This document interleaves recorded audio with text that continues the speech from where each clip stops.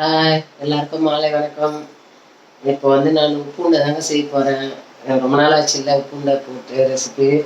அதனால இப்போ அது வந்து செய்ய போகிறேன் பாருங்க.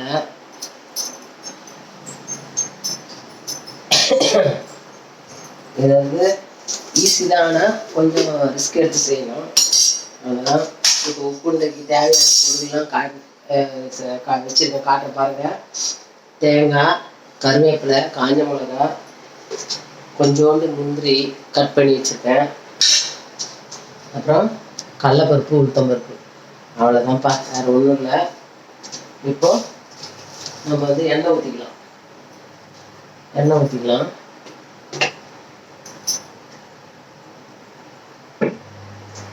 ஏன்னா எண்ணெய் வந்து நம்ம எவ்வளோ ஊற்றுறோமோ அப்போ தான் அது நல்லாயிருக்கும்.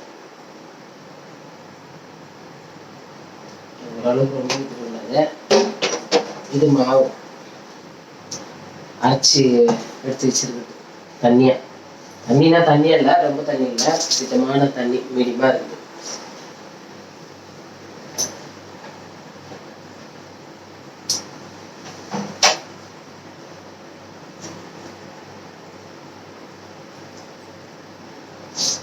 ஏன்னா வந்து சாயங்காலம் வந்த உடனே எதனா இருக்குதா அப்படின்னு கேட்பார், ஸ்நாக்ஸ் கேட்பாங்க. அதனால் வந்து நான் ஏதாவது செய்யலாம் யோசிச்சேன். சரி உப்புன்னு செஞ்சு கொடுத்துடலாமே அப்படின்னு சொல்லிட்டு. எண்ணெய் காஞ்சிடுச்சுப்பா. இப்போ வந்து கடுகு போடணும். கடுகு வேற எடுத்து கொட்டணும். நல்லா ஃப்ரிட்ஜில் ஃப்ரீசரில் வச்சுருவோம் கடுகுலாம்.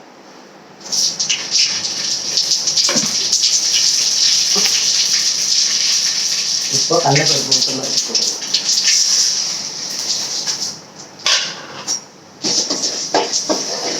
பூண்டைனா வந்து கடலைப்பருப்பு ஊற்றணும்.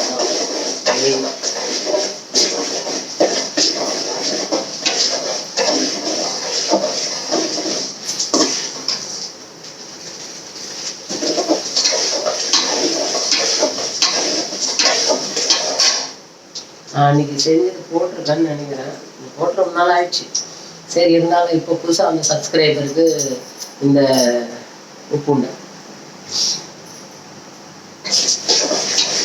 ஹாஸ்பிட்டல் போயிட்டு வந்த பிறகு ரொம்ப சரியாச்சு. போயிட்டு மத்தியானம் போயிட்டு வந்தேன். ஒரு 2 மணி கரெக்டாக வெயிலில் போயிட்டு வந்தேன். அப்போ வெயில் சரியா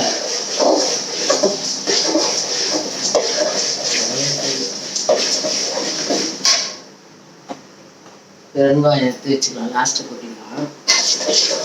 நான் மறந்துடுவோம்,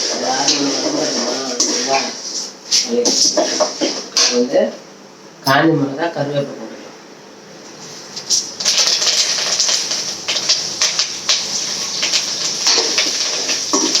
நல்லா போட்டுச்சு. தேங்காயும் இது முந்திரி போட்டுக்கலாம்.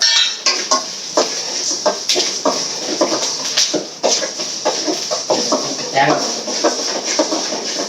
முந்திரி தேங்காய்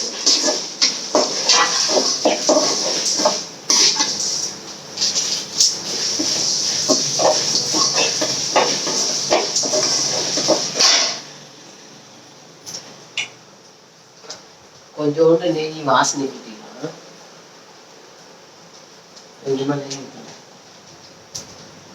அது நல்லா நெய் வந்து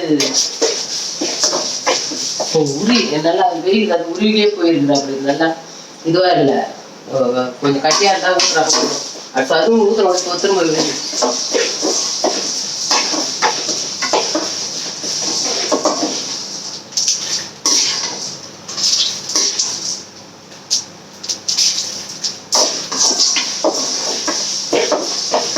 என் பையனும் இதுதான் சாப்பிட்றான். அந்த உள்ள ஸ்டப் பண்ணி சொல்கிறேன் பாருங்க, போடணும். நான் சாப்பிட மாட்டான். இதுனா வந்து டிஃபனுக்கு பதிலாக சாப்பிட்டு படுத்துப்பாங்க. அதனால தான் சரி செஞ்சிடலாம் அப்படின்னு.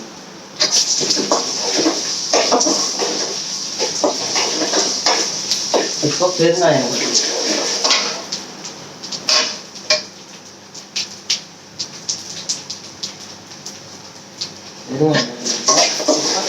மாவு ஊற்றி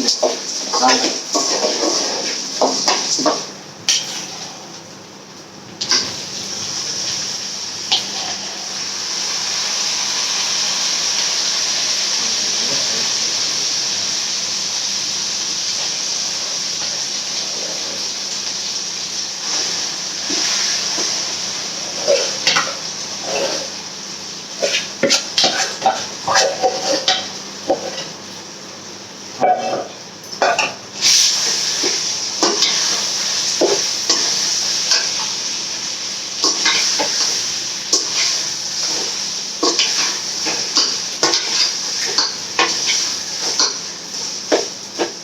போட்டுக்கலாம்.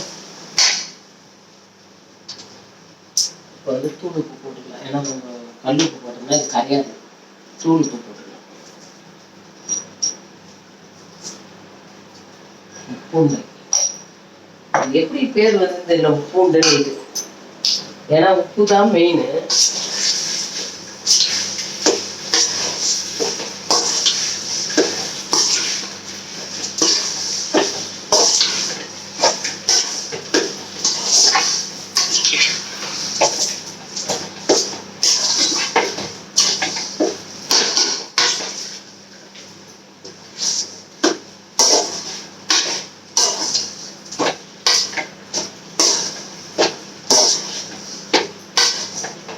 அதெல்லாம் ஒன்றும் ரொம்ப பெரிய இதுலாம் கிடையாது. பருப்புலாம் போடுறது இல்லையா, பெருங்காயம் நல்லா போடணும்.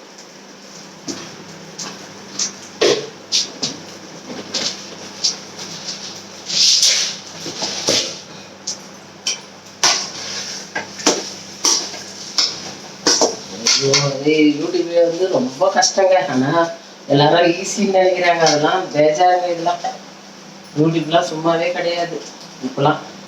அது அப்பெல்லாம் பண்ணாங்களா என்னன்னு தெரியல. இப்பெல்லாம் ஈஸி. நைட்டு லைவ்ல வந்தேன். அப்போ வந்து என்ன பண்ணேன், பாட்டு இன்னொரு செல்லுல வந்து வீட்டுக்காரோட செல்லுல லைவ்ல வந்தாங்க பாருங்க. வரல, ரொம்ப நேரம் ஆச்சு.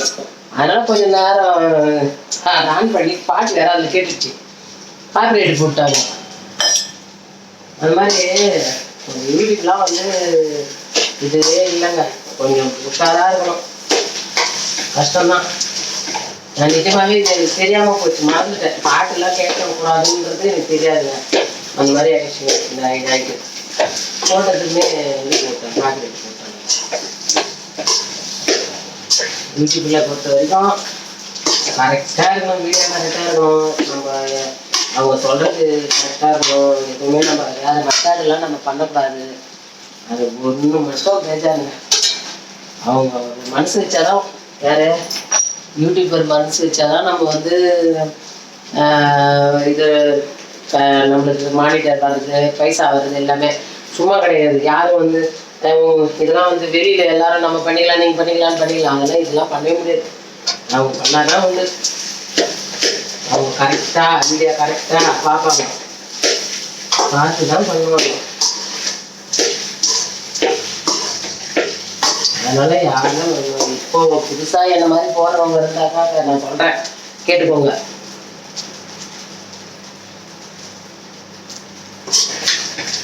பாட்டு கேட்கக்கூடாது. வெங்காயத்தை வந்து தண்ணியா ஊற்றணும்னா இந்த மாதிரி வரணும்.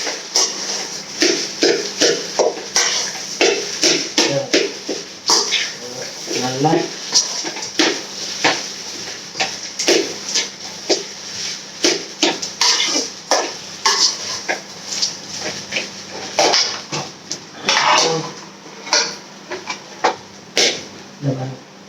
இந்த மாதிரி கிண்டிக்கணும்.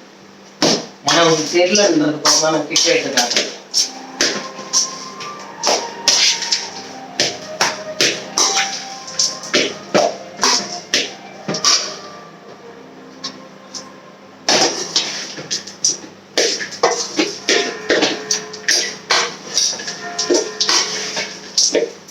பாதி வந்து இதுலேயே வந்துடணும். அவ்வளோதாங்க.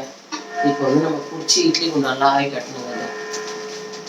அது வரைக்கும் இது வரைக்கும் இப்போ வந்து நம்ம இது பண்ணிட்டோம். அவ்வளோதான். இதுக்கு அதெல்லாம் போட்டு காமிச்சிட்டோங்களா, இவ்வளோதான். இதுக்கப்புறம் ஆறுன பிறகு பிடிச்சி எடுத்து வந்து இட்லி குண்டான தண்ணி ஊற்றி நம்ம இதில் வச்சிடணும். வச்சுட்டு ஆவி காட்டணும். அவ்வளோதாங்க. இதுதான்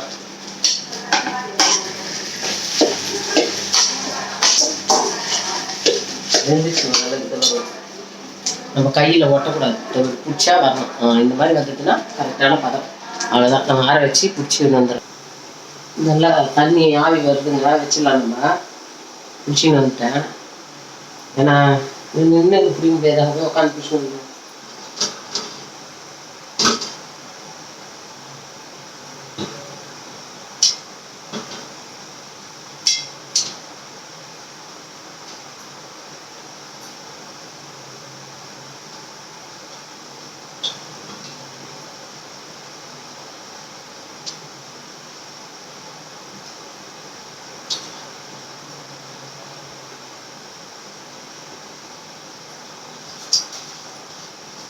அதெல்லாம் மூடிடலாம்.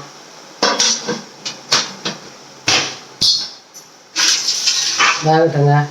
அந்த பிறகு எடுத்து காட்டுறேன். அவ்வளோதான் வந்துட்டு இருக்குங்க.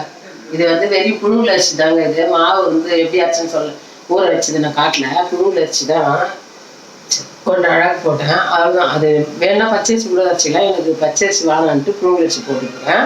அவ்வளோதான். அது அரைச்சதை தான் காமிச்சேன் இல்லைங்களா, ஊற வச்சது சொல்ல, அதுக்காக சொன்னேன். புழுங்கல் அரிசி தான்.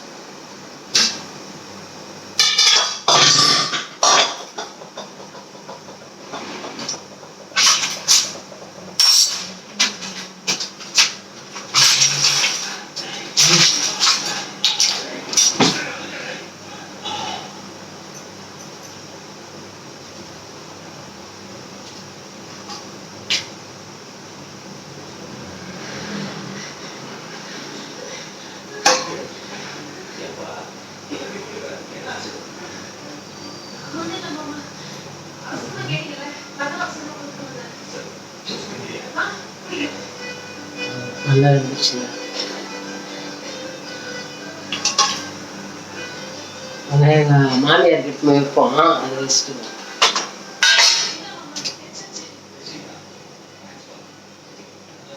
ஆதித்யா ஆதித்யா திரும்ப வச்சுருங்க. வச்சுட்டு அங்கே தண்ணி இந்த அவ்வளோதாங்க. நல்லா இருந்துச்சு. உடனே குயிக்காக செஞ்சு சாப்பிடலாம். அவ்வளோதான். இன்னும் தண்ணியாக ஆட்டிட்டீங்கன்னா கூட பரவாயில்ல. மாவு அரைச்சிட்டிங்கன்னா சூப்பராக இருந்துச்சு. கொஞ்சோண்டு சும்மா இருக்கும். நல்லா இருந்துச்சுங்க. அவ்வளோதான். ஆஃப் பண்ணிடலாம். அவ்வளோதாங்க.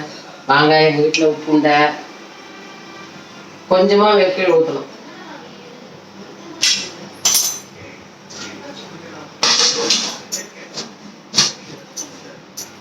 அவ்வளோதான். வாங்க எல்லாரும் உப்புண்டு சாப்பிடுங்க. முடிச்சுக்கிறேங்க நான்.